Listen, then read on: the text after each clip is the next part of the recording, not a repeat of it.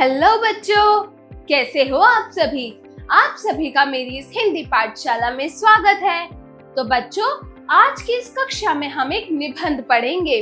तो चलिए शुरू करते हैं। अध्याय 7, क्या निराश हुआ जाए। निबंध अध्ययन से पूर्व। तो बच्चों, यहाँ पर आपको एक चित्र दे रखा है। यह चित्र किस चीज का है? वेरी गुड, यह चित्र एक रेलवे स्टेशन का है, जहाँ पर आपको टिकट खिड़की यानी कि बुकिंग काउंटर, जहाँ से टिकट्स लेते हैं, वहाँ का सीन, वहाँ का चित्र दिखा रखा है। यहाँ पर ट्रेन है, यहाँ पर आपको टाइम दिख रहा है और यहाँ पर एक परिवार आपस में बात कर रहा है। तो जिसमें से ये परिवार आपस में बात कर रहा है, जिसमें ये लड़का बोल रहा है कि चलो चलो, यहाँ कौन देख रहा है इतनी भीड़ में। तो लड़की कहती है, अरे अंदर जाने के लिए टिकट लेना जरूरी है। यही टैक्स भविष्य में योजना के तहत हमें पुनः प्राप्त हो जाएगा। ये इन दोनों के फादर यानी कि पापा, पिताजी बच्चों को समझाते हैं। इस निबंध का मूल तत्व है बच्चों, हमारे जीवन जीने का आधार भ्रष्टाचार नहीं शिष्टाचार होना चाहिए। तो जो निबंध हम पढ़ने वाले हैं, उस निबंध का मूल तत्व है कि जो आपका जीवन है, उस जीवन का आधार आपको अपने जीने का भ्रष्टाचार नहीं बनाना, बल्कि शिष्टाचार बनाना है। तो चलिए निबंध पढ़ना शुरू करते हैं। समाचार की खबरें सुनकर मेरा मन बैठ जाता है, क्योंकि समाचार पत्रों में ठगी, डकैती, चोरी, तस्करी और भ्रष्टाचार के समाचार भरे रहते हैं। आरोप प्रत्यारोप का कुछ ऐसा वातावरण बन गया है कि अब ऐसा लगता है कि देश में कोई ईमानदार आदमी रहा ही नहीं। हर व्यक्ति को संदेह की दृष्टि से देखा जा रहा है। जो जितने ही ऊंचे पद पर है, उनमें उतने ही अधिक दोष दिखाई देते हैं। एक बड़े आदमी ने मुझसे एक बार कहा था कि इस समय सुखी वही है जो कुछ नहीं करता।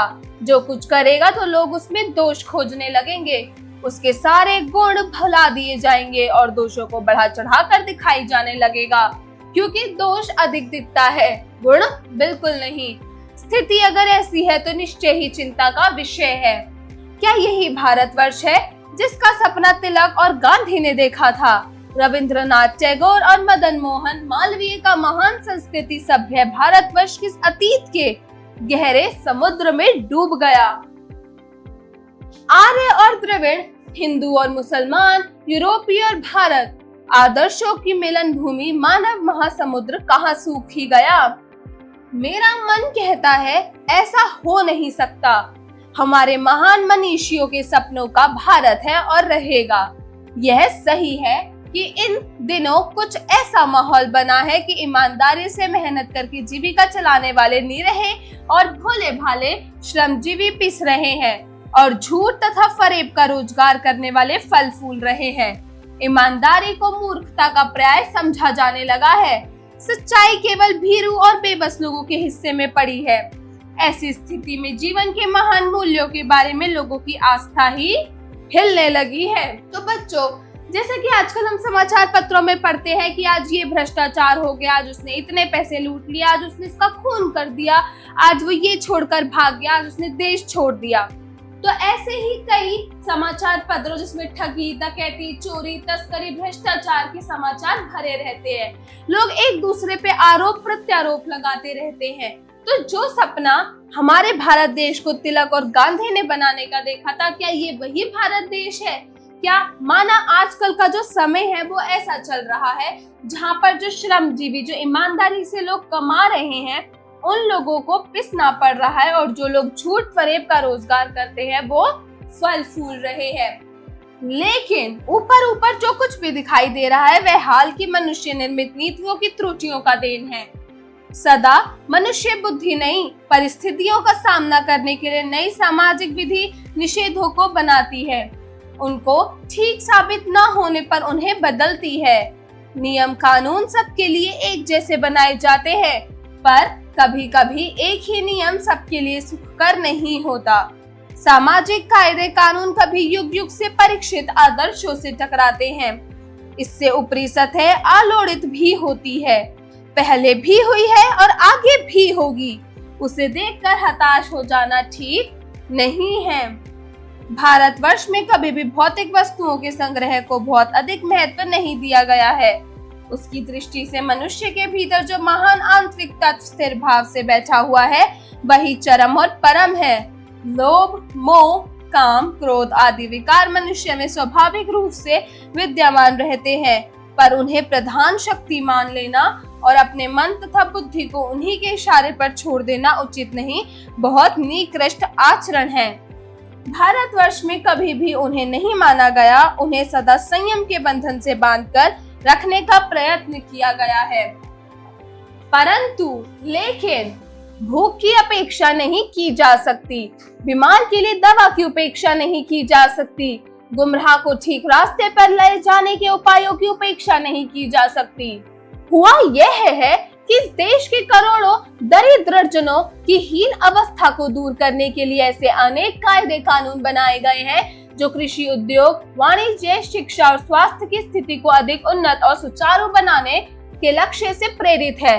परंतु जिन लोगों को इन कार्यों में लगना है उनका मन सदा पवित्र नहीं होता। प्राय वे ही लक्ष्य को भूल जाते हैं और अपनी ही सुख सुविधा की ओर ज्यादा ध्यान देने लगते हैं। व्यक्ति सदा आदर्शों द्वारा चालित नहीं होता। जितने बड़े पैमाने पर इन क्षेत्रों में मनुष्य की उन्नति के विधान बनाए गए, उतने ही मात्रा में लोभ, मोह जैसे विकार के विस्तृत हो गए। लक्ष्य की बात भूल गए, आदर्शों को मजाक का विषय बनाया गया और संयम को दकियानूसी मान लिया गया। परिणाम जो होना था वह हो रहा है। यह कुछ थोड़े से लोगों के बढ़ते हुए शोभ का नतीजा है, परंतु इससे भारतवर्ष के पुराने आदर्श को भी ठीक अधिक स्पष्ट रूप से महान और उपयोगी दिखाई देने लगे हैं। भारतवर्ष सदा कानून को धर्म के रूप में देखता आ रहा है। आज एकाएक कानून और धर्म में अंतर कर दिया गया है। धर्म को धोखा नहीं दिया जा सकता, कानून को दिया जा सकता है। यही कारण है जो लोग धर्म भीरू हैं, वे कानून की त्रुटियों से लाभ उठाने में संकोच बिल्कुल भी नहीं करते।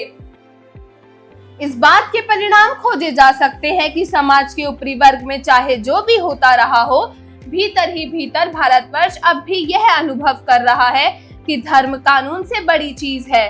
अब भी सेवा, ईमानदारी, सच्चाई और आध्यात्मिकता के मूल्य बने हुए हैं। वे दब अवश्य गए हैं लेकिन नष्ट नहीं हुए हैं। आज भी वह मनुष्य से प्रेम करता है, महिलाओं का सम्मान करता है, झूठ और चोरी को गलत समझता है, दूसरों को पीड़ा पहुंचाने को पाप समझता है। हर आदमी अपने व्यक्तिगत जीवन में इस बात का अनुभव करता है और समाचार पत्रों में जो भ्रष्टाचार के प्रति इतना आक्रोश है वह ये साबित करता है कि हम ऐसी चीजों को गलत समझते हैं और समाज में उन तत्वों की प्रतिष्ठा कम करना चाहते हैं जो गलत तरीके से धन या मान संग्रह करते हैं।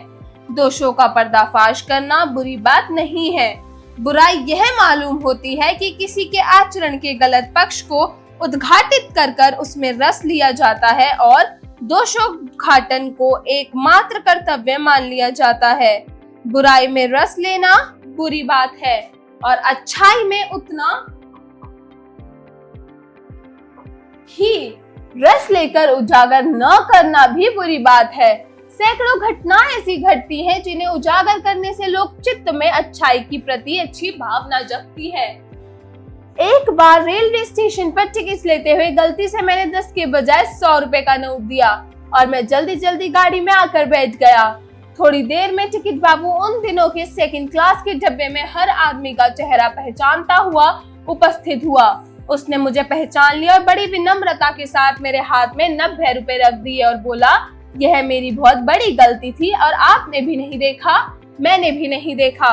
उसके चेहरे पर विचित्र संतोष की गरिमा थी और मैं चकित रह गया कि कैसे कोई इंसान इतना ईमानदार हो सकता है आज की दुनिया में कि मैंने उसे 100 रुपए का नोट दिया जिसमें से उसने मुझे 10 रुपए की टिकट दी और 90 रुपए रखे और मैं जब जल्दी से आकर गाड़ी में बैठा तो वो मुझे ढूंढते हुए मुझे 90 रुपए वापस करने आया। कैसे कहूँ कि दुनिया में सच्चाई और ईमानदारी लुप्त हो गई है। वैसी अनेक अवांछित घटनाएं भी हुई हैं, परंतु यह एक घटना ठगी और वंचना की अनेक घटनाओं से अधिक शक्तिशाली है। मैं ऐसा कैसे कह सकता हूँ कि इस दुनिया से सच्चाई और ईमानदारी गायब हो चुकी है, बिल्कुल ही लुप्त हो चुकी है। वैसे कई ऐसी घटनाएं हुई हैं जो बिल्कुल अवांछित थी, मतलब एक्सेप्टेबल नहीं थी। आप उस घटना को, वो घटना अच्छी नहीं थी, मतलब सच्चाई और ईमानदारी की नहीं थी, लेकिन वह एक घटना ठगी और वंचना की अनेक घटनाओं से अधिक शक्तिशाली, बलशाली है। एक बार मैं बस में यात्रा कर रहा था। मेरे साथ मेरी पत्नी और 3 बच्चे भी थे। बस में कुछ खराबी थी, रुक रुक कर चलती थी। गंतव्य से कोई 8 किलोमीटर पहले ही एक निर्जन सुनसान स्थान में बस ने जवाब दे दिया। रात के कोई 10 बजे होंगे। बस में यात्री घबरा गए। कंडक्टर तुरंत एक साइकिल लेकर चलता बना, तो लोगों को संदेह हो गया कि हमें धोखा दिया जा रहा है। बस में बैठे लोगों ने तरह तरह की बातें शुरू कर दी। किसी ने कहा यहाँ डकैती होती है। 2 दिन पहले इसी तरह एक बस को लूटा गया था। परिवार सहित अकेला मैं ही था। बच्चे पानी पानी चिल्ला रहे थे। पानी का कहीं ठिकाना ना था। ऊपर से आदमियों का डर समा गया था। कुछ नौजवानों ने ड्राइवर को पकड़कर मारने पीटने का हिसाब बनाया। ड्राइवर के चेहरे पर हवाइयां उड़ने लगी। लोगों ने उसे पकड़ लिया। वह बड़े कातर ढंग से मेरी ओर देखने लगा और बोला, हम लोग बस का कोई उपाय कर रहे हैं, बचाइए, ये लोग मारेंगे। डर तो मेरे मन में भी था, पर उसकी कातर मुद्रा देखकर मैंने यात्रियों को समझाया कि मारना ठीक नहीं है। परंतु यात्री इतना घबरा गए कि मेरी बात सुनने को तैयार नहीं हुए। कहने लगे, इसकी बातों में मत आइए, धोखा दे रहा है। कंडक्टर को पहले ही डाकुओं के यहाँ भेज दिया है। मैं भी बहुत भयभीत था, पर ड्राइवर को किसी तरह की मारपीट से बचाया। 1.5-2 घंटे बीत गए। मेरे बच्चे भोजन और पानी के लिए व्याकुल थे। मेरी और पत्नी की हालत बुरी थी। लोगों ने ड्राइवर को मारा तो नहीं, पर उसे बस से उतारकर एक जगह घेर कर रखा। कोई भी दुर्घटना होती है तो पहले ड्राइवर को समाप्त कर देना उन्हें उचित जान पड़ा। मेरे गिड़गिड़ाने का कोई विशेष असर नहीं पड़ा। उसी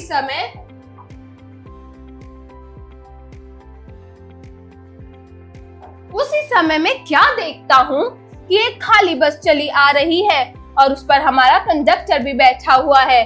उसने आते ही कहा, अड्डे से नई बस लाया हूँ, इस पर बैठ जाइए। वह बस चलाने लायक नहीं है। फिर मेरे पास एक लोटे में पानी और थोड़ा दूध लेकर आया और बोला, पंडित जी, बच्चों का रोना मुझसे देखा नहीं गया, यहीं दूध मिला तो थोड़ा लेता आया। यात्रियों में फिर जान आई। सबने उसे धन्यवाद दिया, ड्राइवर से माफी मांगी और 12 बजे से पहले ही सब लोग बस अड्डे पहुंच गए।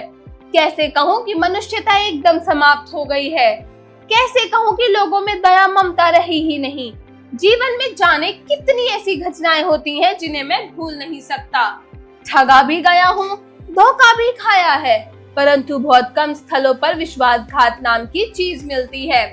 केवल उन्हीं बातों का हिसाब रखो जिनमें धोखा खाया है, तो जीवन कष्टकर हो जाएगा। परंतु ऐसी घटनाएं भी बहुत कम नहीं हैं, जब लोगों को अकारण असहायता की है, निराश मन की ढांढस दिया है और हिम्मत बधाई है। कविवर रविंद्रनाथ टैगोर ने अपने प्रार्थना गीत में भगवान से प्रार्थना की थी कि संसार में केवल नुकसान ही उठाना पड़े, धोखा ही खाना पड़े तो ऐसे अवसर भी है प्रभु। मुझे ऐसी शक्ति दो कि मैं तुम्हारे संदेह ना करूं। मनुष्य की बनाई विधियां गलत नतीजे तक पहुंच रही हैं, तो इन्हें बदलना होगा। वस्तुतः आए दिन इन्हें बदला ही जा रहा है, लेकिन अब भी आशा है कि ज्योति बुझी नहीं है। महान भारतवर्ष को पाने की संभावना बनी हुई है और बनी रहेगी। मेरा मन निराश होने की जरूरत नहीं है। ये निबंध किसके द्वारा लिखा गया है बच्चों? आचार्य हजारी प्रसाद द्विवेदी जी ने ये निबंध लिखा है। चलिए अब हम शब्दार्थ पढ़ते हैं। शब्दार्थ: दकियानूसी मतलब पुराने विचार वाला। दोषोद्घाटन मतलब कमियों को प्रकट करना। कातर मुद्रा मतलब डरे हुए व्यक्ति का मुख मुद्रा। परीक्षित मतलब कसौटी पर आजमाया हुआ। भीरू मतलब कि डरपोक। निर्ही मतलब असहाय। अवांछित मतलब अनचाही। उच्चारण करें। तो बच्चों यहाँ पर आपको कुछ शब्द दिए गए हैं, आपको इन शब्दों का सही सही उच्चारण करना सीखना है। तो चलिए मेरे साथ इन शब्दों का सही सही उच्चारण कीजिए। आस्था, प्रतिष्ठा, विकार, विश्वासघात, दुर्घटना, श्रमजीवी, परिस्थितियों और विनम्रता। चलिए जो निबंध हमने पढ़ा अब हम उसका थोड़ा सा अभ्यास करेंगे। चलिए मेरे साथ अभ्यास कार्य शुरू कीजिए। अभ्यास कार्य जरा बताइए। Speaking skills. प्रश्न 1, दिए गए प्रश्नों के उत्तर बताइए। तो बच्चों आपको यहाँ पर कुछ प्रश्न दिए गए हैं, आपको इन प्रश्नों के सही सही उत्तर पाठ के आधार पर बोल कर देने हैं। तो चलिए मेरे साथ इन प्रश्नों के उत्तर दीजिए। क, लेखक का मन क्या सुनकर बैठ जाता है? वेरी गुड, लेखक का मन समाचार पत्रों की खबरों को सुनकर बैठ जाता है। ख, आजकल हर व्यक्ति को किस दृष्टि से देखा जाने लगा है? ठगी, भ्रष्टाचारी। ठगी और भ्रष्टाचारी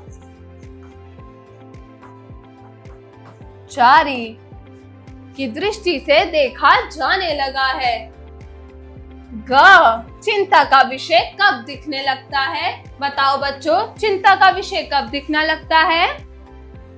वेरी गुड, चिंता का विषय तब दिखने लगता है जब लोग सारी अच्छाइयों को, सारे गुणों को भूलकर सिर्फ आपके दोषों को उजागर करते हैं, सिर्फ आपके पापों को, गलत चीजों को दिखाते हैं, तब चिंता करने का विषय दिखने लगता है।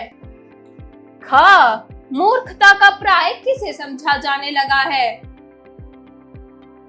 किसको? वेरी गुड, ईमानदारी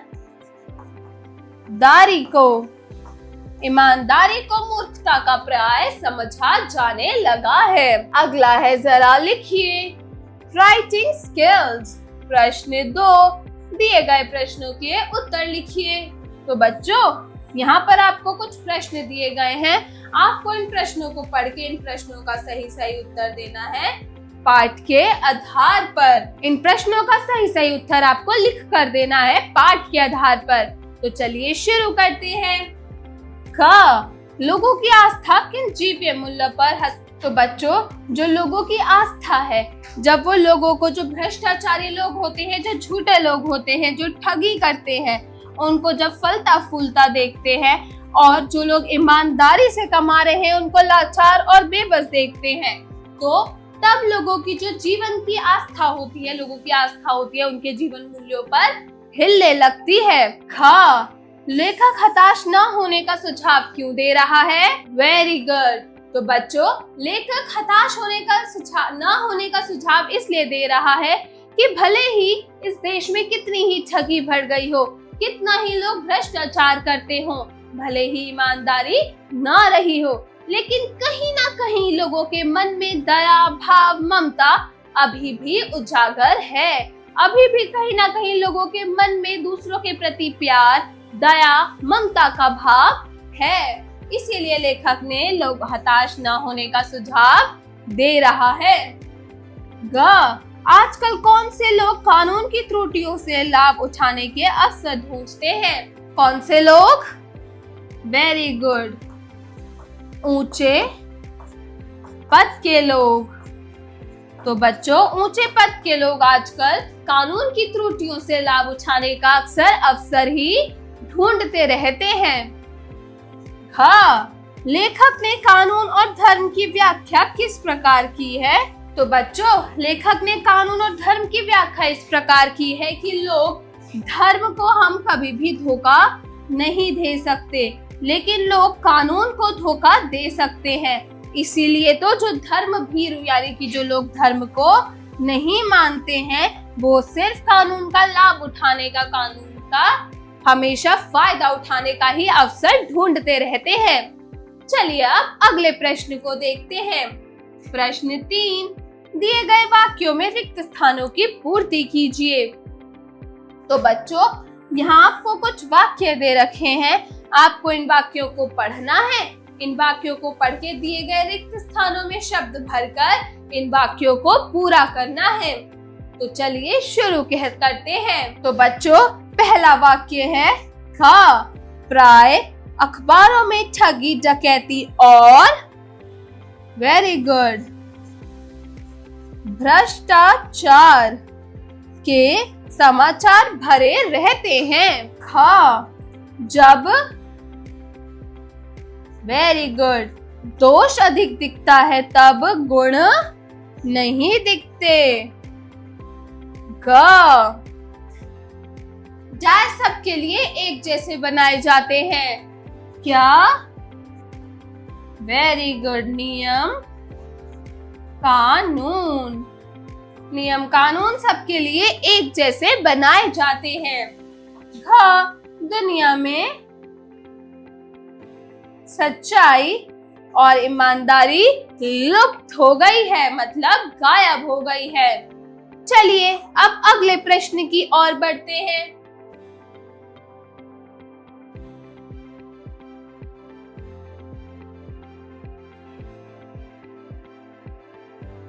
प्रश्न 4, सही मिलान कीजिए। तो बच्चों, यहाँ पर आपको कुछ शब्द दे रखे हैं, उनके सही शब्दों के साथ आपको उनका मिलान करना है। तो चलिए शुरू करते हैं। क, आरोप, वेरी गुड प्रत्यारोप। ख, नियम कानून। ग, मनुष्य बुद्धि। और लास्ट है घ, दकियानूसी। क्या होते हैं? लोगों के विचार। तो दकियानूसी विचार। जरा सोचिए, क्रिटिकल थिंकिंग। प्रश्न 5, धर्म कानून से ऊपर है या कानून धर्म से? कक्षा में इस विषय पर चर्चा करते हुए अपने विचार प्रकट कीजिए।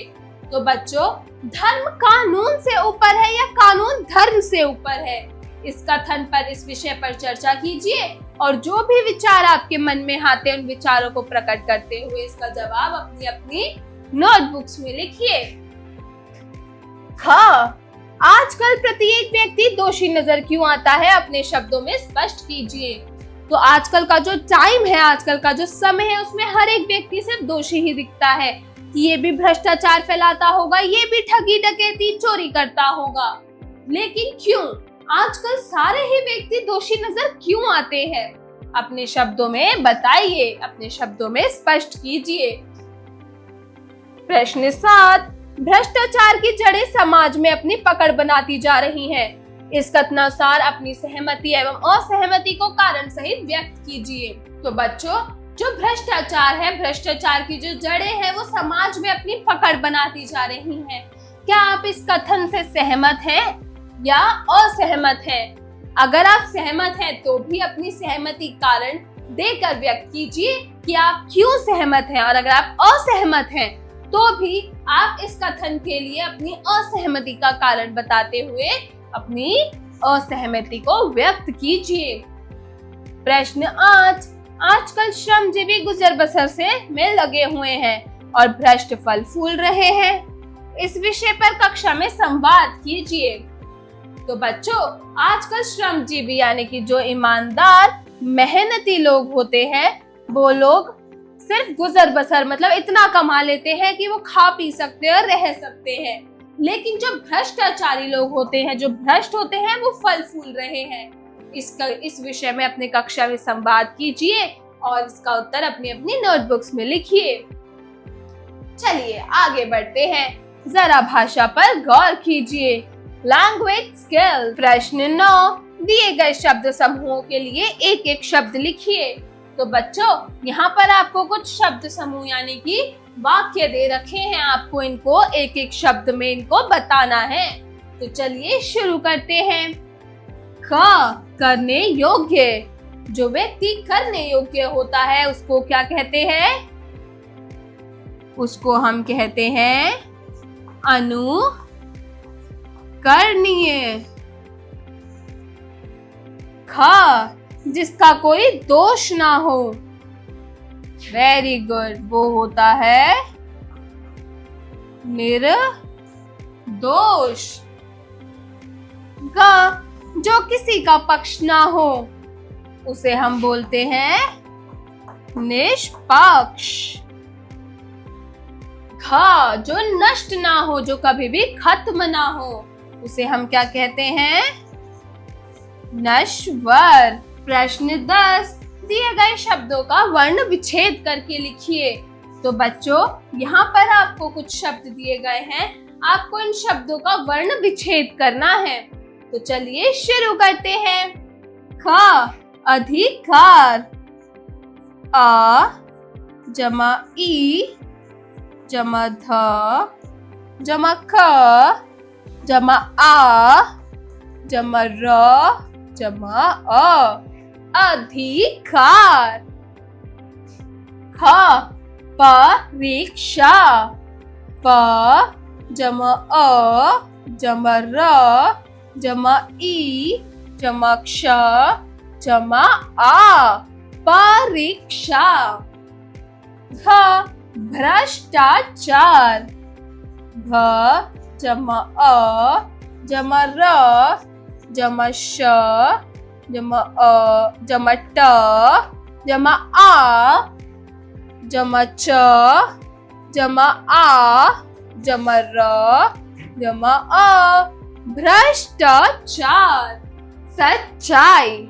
तो इसको हम लिखेंगे स जमा अ जमा च जमा च जमा आ जमा ई, सच्चाई। प्रश्न 11, दिए गए संधि विच्छेद से शब्द बनाइए। तो बच्चों, यहाँ पर आपको शब्दों का संधि विच्छेद करके दिया गया है। आपको इन शब्दों को जोड़कर इनका संधि करना है। तो चलिए शुरू करते हैं। क, सदा जमा एव, मतलब वेरी गुड, सदैव। ख, पर जमा उपकार, वेरी गुड, परोपकार। ग, न जमा इका, ये क्या बनेगा? वेरी गुड, ये बनेगा नौका। घ, अति जमा आवश्यक, इसका बनेगा अति आवश्यक, अति आवश्यक। चलिए अब अगले प्रश्न की ओर बढ़ते हैं। प्रश्न 12, दिए गए शब्दों का वाक्य प्रयोग कीजिए। तो बच्चों, यहाँ पर आपको कुछ शब्द दे रखे हैं, आपको इन शब्दों से एक वाक्य निर्माण करना है।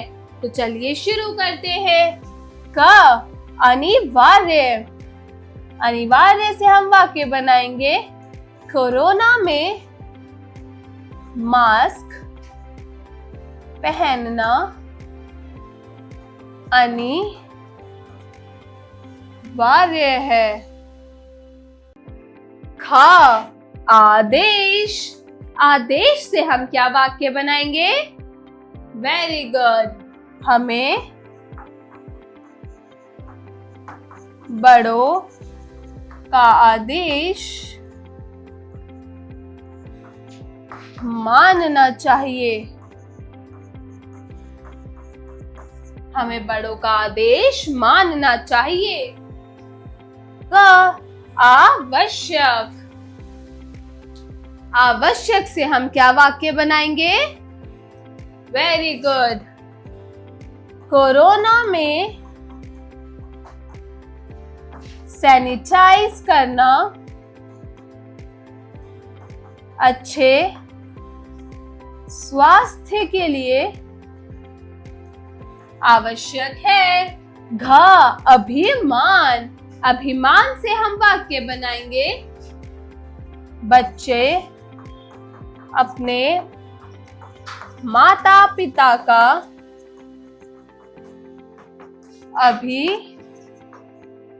मान होते हैं। बच्चे अपने माता पिता का अभिमान होते हैं। चलिए अब अगले प्रश्न की ओर बढ़ते हैं। प्रश्न 13, निर्देश अनुसार वाक्य बदलिए। तो बच्चों यहाँ पर आपको कुछ वाक्य दे रखे हैं और यहाँ पर उनके निर्देश। तो बच्चों आपको दिए गए वाक्यों को निर्देश के अनुसार बदलना है। तो चलिए शुरू करते हैं। क, यहाँ कितना भ्रष्टाचार है, इसे आपको बदलना है विस्मयादि वाचक में। तो यह बन जाएगा यह कितना भ्रष्टाचार है। ख, शाम तक वापस दे जाना। इस वाक्य को आपको बदलना है निषेधवाचक में। तो आप इसको निषेधवाचक में बदलेंगे तो क्या लिखेंगे? शाम तक वापस नहीं दे जाना। गा, शायद आज नेता आए। आपको इसे प्रश्नवाचक में बदलना है, यानी कि प्रश्न में बदलना है। तो आप इसे लिखेंगे शायद आज नेता नहीं आए। जरा रचनात्मक कार्य कीजिए, क्रिएटिव स्किल्स। प्रश्न 14, आपके साथ हुई किसी ऐसी घटना का वर्णन कीजिए जिसने भ्रष्टाचार को बढ़ावा दिया है। तो बच्चों क्या आपके साथ ऐसी कोई घटना हुई है जिसने भ्रष्टाचार को बढ़ावा दिया हो? तो आपको ऐसी ही किसी घटना का वर्णन करना है जिसने भ्रष्टाचार को बढ़ावा दिया हो। अगला है प्रश्न 15, मैथिली चरण गुप्त जी के निम्नलिखित पंक्तियों के भावार्थ लिखिए। नर हो न निराश करो मन को, कुछ काम करो कुछ काम करो, जग में रहकर कुछ नाम करो, यह जन्म हुआ किस अर्थ अहो, समझो जिसमें यह व्यर्थ न हो, कुछ तो उपयुक्त करो तन को, नर हो न निराश करो मन को। तो बच्चों इन पंक्तियों में कहा गया है कि आप एक नर हो, इंसान हो, अपने मन को निराश मत करो, कुछ काम करो कुछ काम करो। अगर इंसान का जीवन लिया है तो कुछ काम करो, जग में रहकर कुछ नाम करो ताकि लोग आपको पहचाने। कुछ ऐसा काम करो इस जग में आपका नाम हो। अगर ये जन्म हुआ है तो किसी अर्थ से, किसी वजह से हुआ है, इसको व्यर्थ मत करो, इसको बर्बाद मत करो। कुछ तो इस तन का उपयुक्त करो, उपयोग करो इस तन का, इसको भी बर्बाद मत करो, इसका जितना उपयोग कर सकते हो करो। नर हो, इंसान हो, अपने मन को निराश मत करो। इन पंक्तियों जो कि मैथिली चरण गुप्त जी की जो पंक्तियां हैं, आपको इन पंक्तियों का भावार्थ लिखना है। जीवन कौशल एवं मूल्य परक प्रश्न, life skills and value based question. प्रश्न 16, ईमानदारी और सच्चाई का कद व्यक्ति एवं प्रत्येक पद से ऊंचा होता है। आप इन मूल्यों को अपने जीवन में किस प्रकार आत्मसात करना चाहेंगे? तो बच्चों जो ईमानदारी और सच्चाई होती है, इसका कद व्यक्ति और हर किसी के पद से हमेशा ऊंचा होता है। तो आप इन मूल्यों को अपने जीवन में किस आत्मसात करना चाहेंगे, मतलब कि अपनाना चाहेंगे। अपने शब्दों में से अपनी अपनी नोटबुक्स में इसको लिखिए। बच्चों आशा करती हूँ कि आज का निबंध आप लोगों को अच्छा लगा होगा। मिलती हूँ अगली कक्षा में एक नई कहानी या कविता के साथ। तब तक के लिए बाय बाय।